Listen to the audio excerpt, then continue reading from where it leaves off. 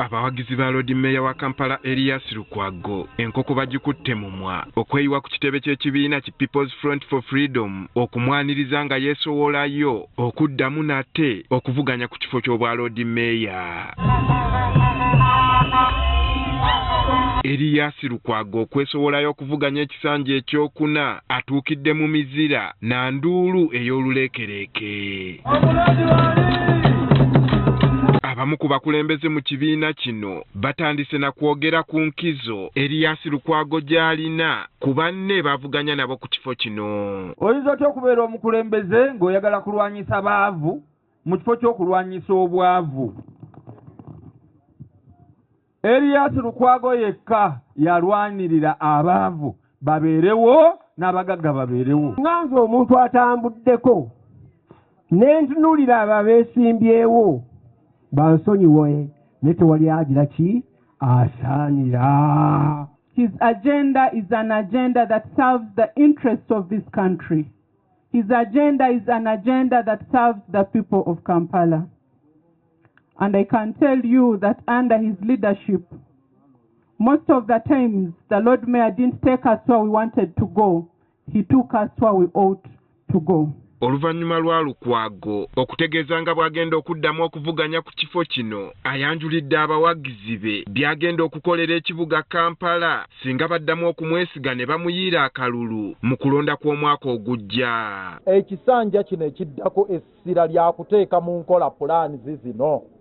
Twetaaga multimodal transport plan eteekebwe mu nkola, Kampala drainage master plan eteekebwe mu nkola, street lighting master plan n'endala zino nga structure plan ne education master plan nezikwatagana ku sanitation eza solid waste n'ebirala. Ebimu ku ebyo byagamba nti abaliddewo bali mutendereza ly'ebbanga lyamaze mu bukulembeze bw'ekibuga Kampala ng'engalo ze ntukuvu. Gezezzaako okumetta Lukwago enziro jaketi yange bagimette kasasiro bakole ki? I remain clean, stainless. Onagamba nti nga bulijjo ekyokulwanirira enfuga y'amateeka taliseseetuka. Tulina okuzimba ekibuga ffenna nga kyaffe. Shared prosperity ng'ebyobugagga byonna byaffe kyenkanyi and rule of law ge mateeka amalungamu agavudde mu bantu. Lukwago agamba ebintu bingi mu kibuga byasuuzizza bannakigwanyizi nga bagezaako okubyezza omuli ettaka n'obutale. Oli n'agamba nti omanyi kati ne bw'oyogera n'ogamba nti naye ekisajja ekyo waliwo abampanda lulusu nga mu nsonyiwe kati kino kyogera Hamu bw'alaba Hamisi Kigundu bw'alaba Lukwago ayagala kulaba mulambo oguli mu inchi nnya. Hamu sirina gyendaga osanga wabula nti okumu ku kusomoozebwa kwasanze be baba mulwanyisa okulina abali ku ludda oluvuganya gavumenti. Abali wano mubeere b'amazima n'abatali wano n'abo abansajja ku luwonzi. Ani akutte fulaga y'opposition mu kibuga Kampala wano?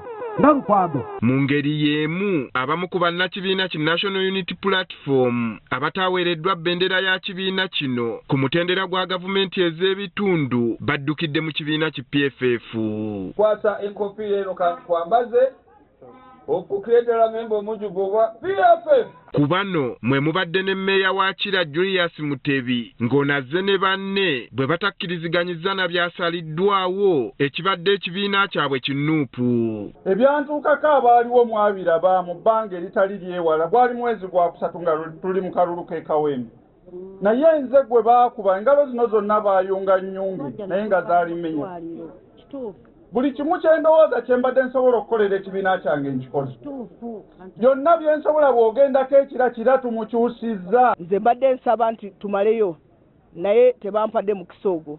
Nzize mu People's Front for Change okulaba ng'ensonga ekirubirwa ky'Abannayuganda abawansi n'abawaggulu tulabe nga tukyusa eggwanga lino edda mu mikono gy'abantu. Wadde nga bano beegwanyiza okukwatira ekibiina kino kye bazzeemu bendera okusinziira ku nteekateeka y'akakiiko k'ebyokulonda ak'eggwanga olunaku olw'enkya nga 3 lwe katandika okusunsula ebifo bya gavumenti ez'ebitundu. Andrew Kaggwa, Agafeeyo, Spark TV.